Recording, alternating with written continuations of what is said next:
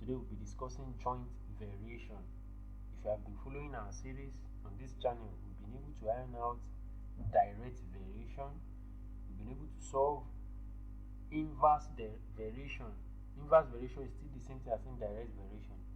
But for this video, we'll concentrate our efforts on joint variation.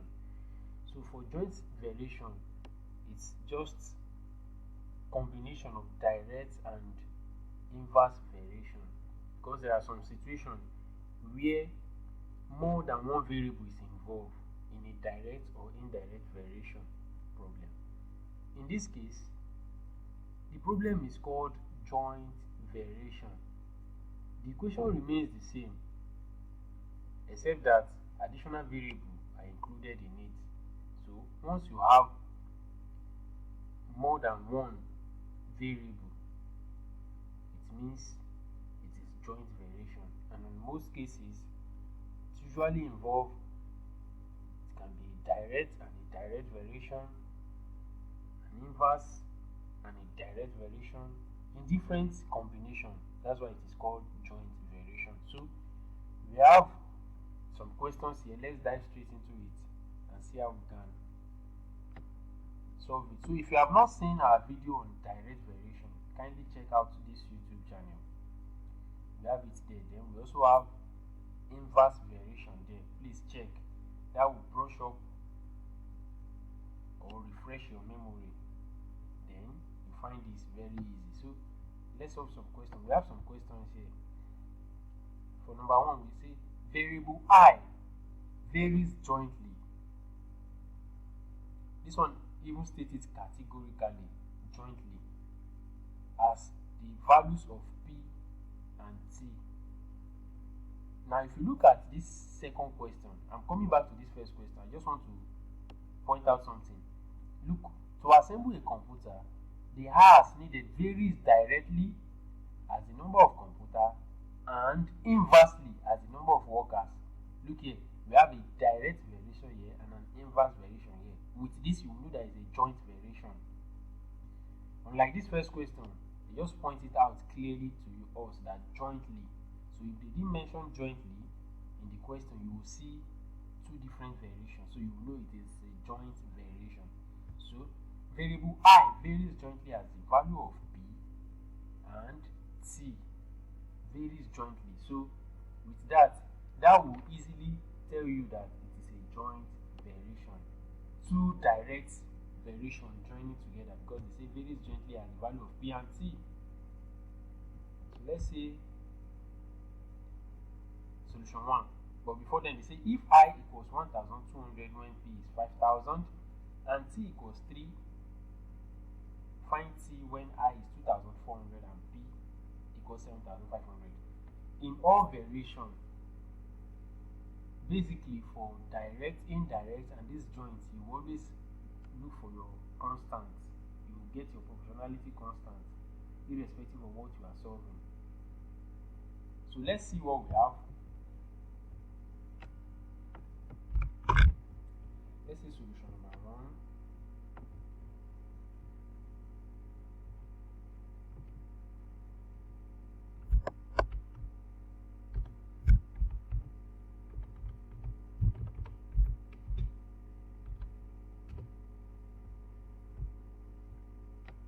Told that what I varies jointly as the value of P and T.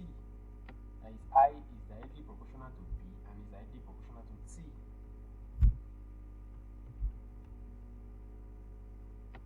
So let's get this.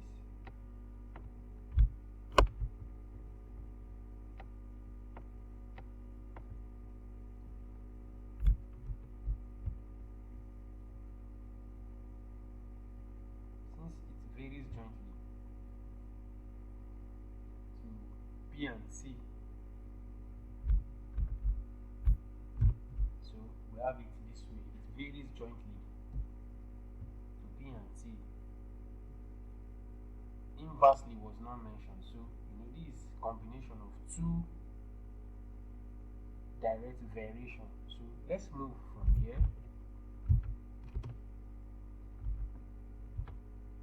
As usual, our proportionality dimensionality constants will come in. This will change to k. So we have our p and t. So we say this one, equation 1, we'll be making use of it. Beautiful. So we are giving some value to get our k. We say if I is 1200 when p is 5000 and t is 3.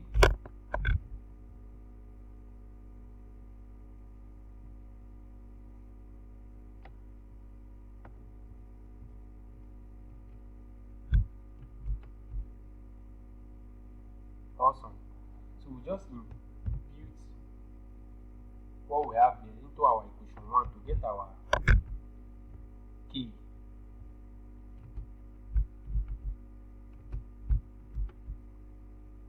So our I is what? 1200. We are looking for k. What's our p? We are giving those initial value to get the value of our k for your information. Then our t is 3. Beautiful. So this will make our job easier. So 5000 times 3 will give us what? 15,000. Beautiful. So we divide both sides now by 15,000 because it's 15,000 that is actually disturbing our k. So let's get a template.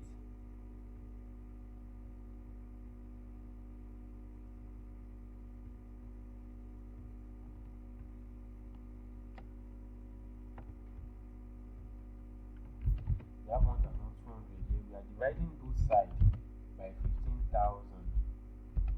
We have k 15,000 here. Since we are dividing by what? 15,000. So that this 15,000 can cancel out this 15,000. So we'll be left with what? With k. So our k will now equal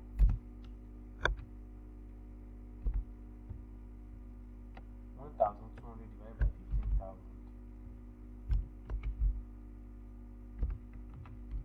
So if you bring out your calculator and punch 1200 divided by 15,000, it will give you 0.08.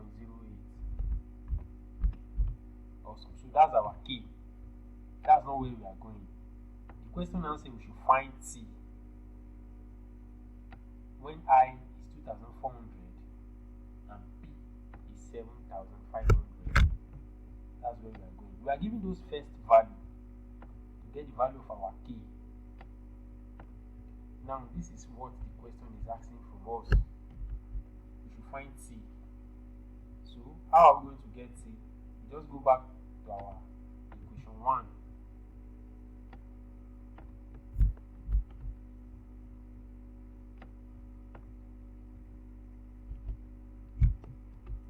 Beautiful. We should find t. We don't know t, but now we're giving I to 2,400. We know our k now, 0.08. That's what we have here. So we times it by our p. We're giving p to be what? 7,500. Awesome. And we are giving, we times it by t. We're actually looking for t now. So if you bring out your calculator and punch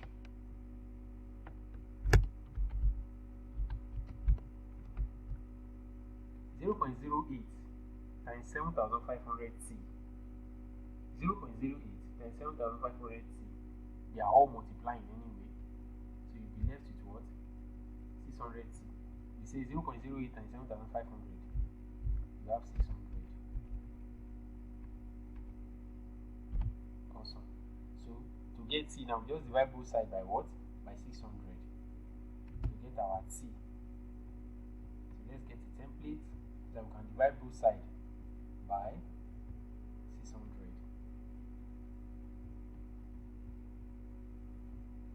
this end we have what?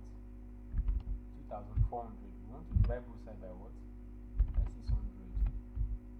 Here we have 600t, and we are actually dividing both sides by what? By 600. Awesome. So having done that, we can now say this 600 can cancel this 600, such that our t can do what? Can stand alone. So if you punch your calculator and say 2400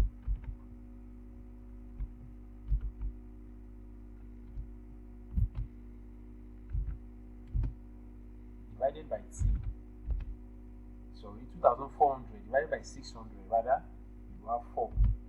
So our t is 4. So we'll be able to find, because we have to find t. So that's for question number 1. So let's go straight to solution number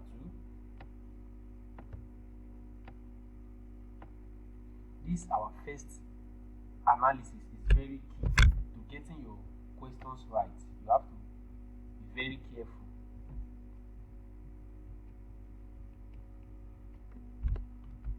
So we see solution number 2. What's question number 2 saying?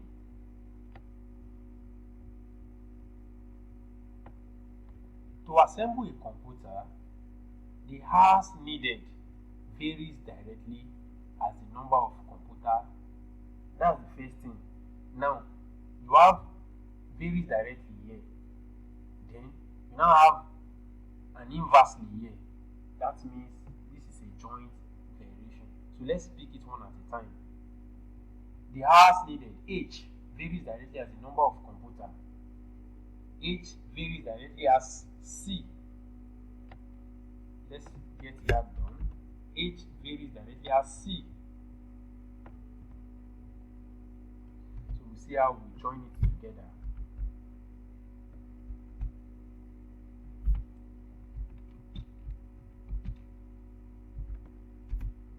H varies directly as C.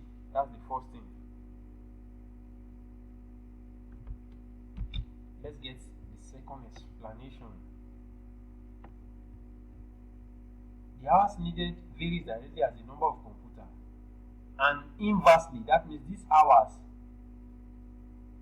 needed is inversely again. The first one is varies directly. The second one is these hours is inversely as the number of workers. And I'm sure you still remember how we get our formula for inverse variation. So we say H is inversely proportional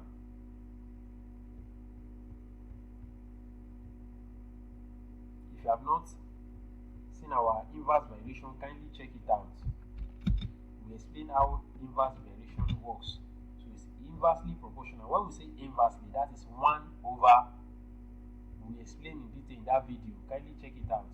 When we say inverse, it means 1 over, what are they asking from us? Number of workers. Yes, as the number of workers. So let's get that to be W. Let's use workers to be W. Very good. So H is directly proportional as C.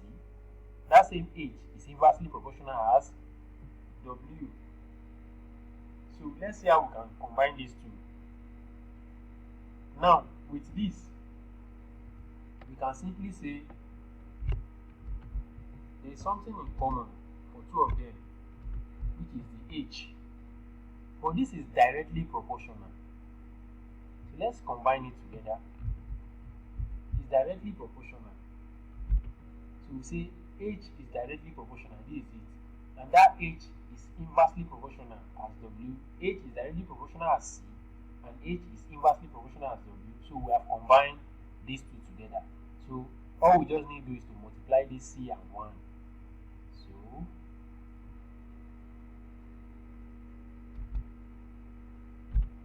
that means we have successfully combined what we have here. H is directly proportional as C and H is inversely proportional as what? W. So as usual, our proportionality constant.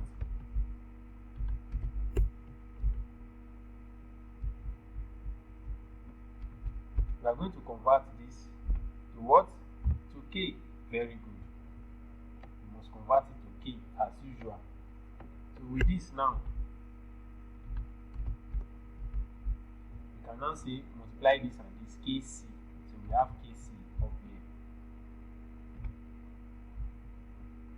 Beautiful. So we have successfully combined all. So we can say this one is what? Equation 1. It's just for identification. That's why I'm putting it as equation. So let's see what the question is asking from us. So we've been able to iron out the illustration up here. Now, if 4 workers can assemble 12 computers in 9 hours,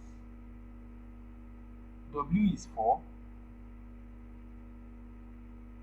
computer C is 12. Is that taken? Okay, let's check it again. If 4 workers can assemble 12 computers in 9 hours, so let's impute all these 3 values into our formula to get the value of our K. Don't forget to say H is the hours, which is 9. H is 9. Let's see our representation. H is 9. So let's say when H is 9, okay. H is hour, C is computer, and W is workers. So that will not be going up and down. Let me just bring this here.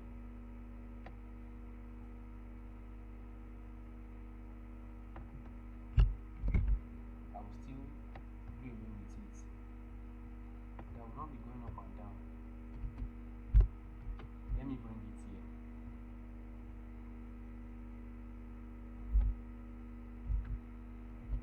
Beautiful. So if 4 workers, when W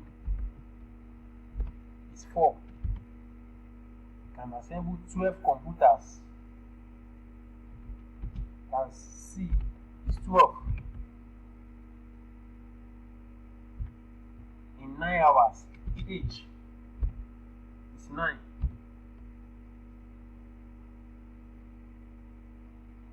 So we've been able to sort out this. Awesome. So we'll still go back to this later. How many workers are needed to assemble 48 computers in 8 hours? So we'll go back to this later. So we've been able to iron out this so that we can calculate our K. It is very key because we don't know K. This will help us to calculate our K.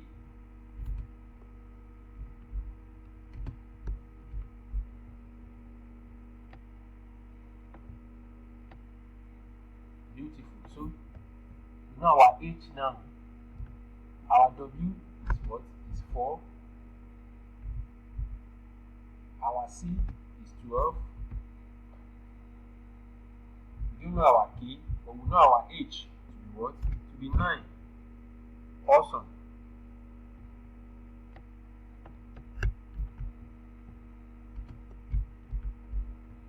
So let's cross multiply. I'm sure by now we know what cross multiplication means. This will times this, and this will times this. But let me not put it here because we have this already.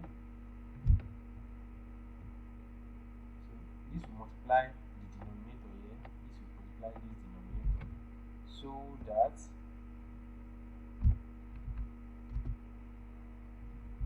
our K12 is multiplying 1 here to still give us K12 equal 9 times 4.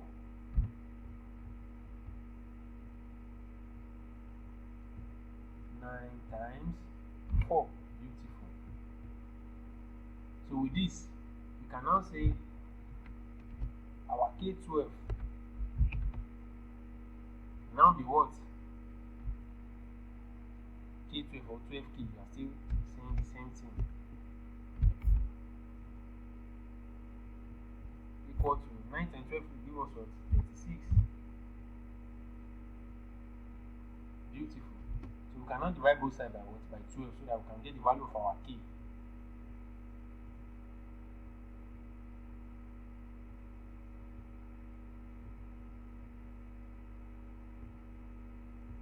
Awesome.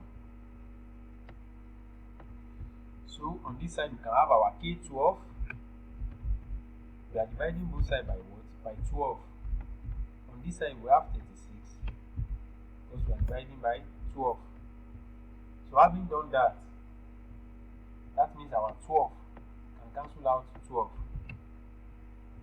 Then we'll be left with what? K on this side. That our k can equal. So if you bring out your calculator and punch 36 divided by 12, it will give you what? 3. So we've gotten the value of k now. Now what is the question asking from us? Let's bring it back. How many workers are needed to assemble 48 computer in 8 hours? Let's bring it down here so that we will not be going up and down again.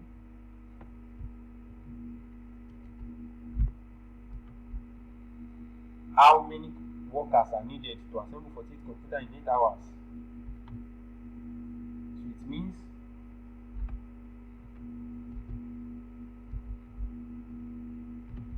when C computers now 48 computers, when C is 48 in 8 hours, H is 8. How many workers? That means we are looking for what? W. Beautiful.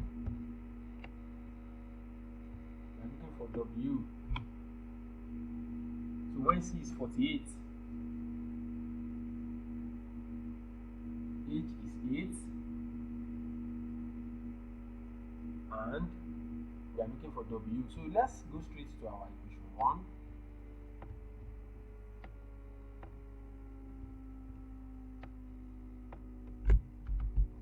Our equation 1.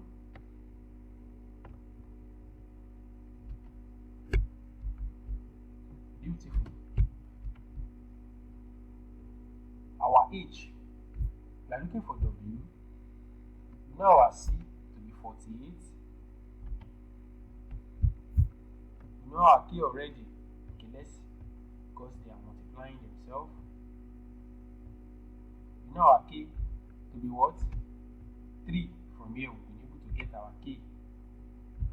And our H, we've been given our H to be what? 8. Awesome. So with this, it will go a long way to help us.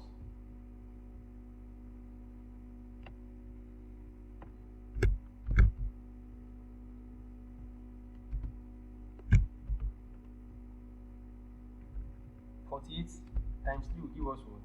144. Beautiful. So we can now cross multiply.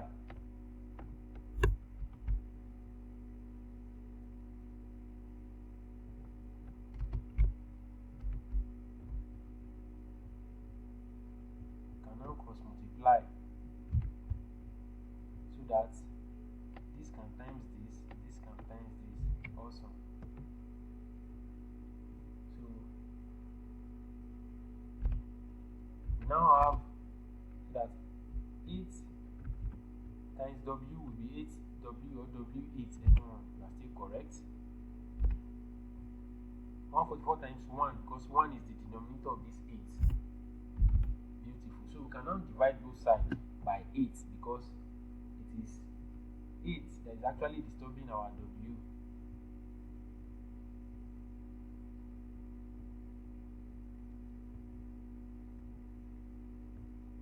Awesome. So here we have 8W. We are dividing both sides by what? By 8. Here we have 144 and we are dividing by what? By 8. So that this 8 can cancel out this 8. We'll be left with W.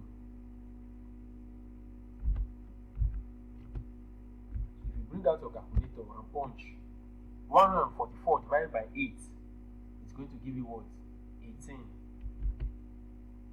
18 what? W is workers. 18 workers.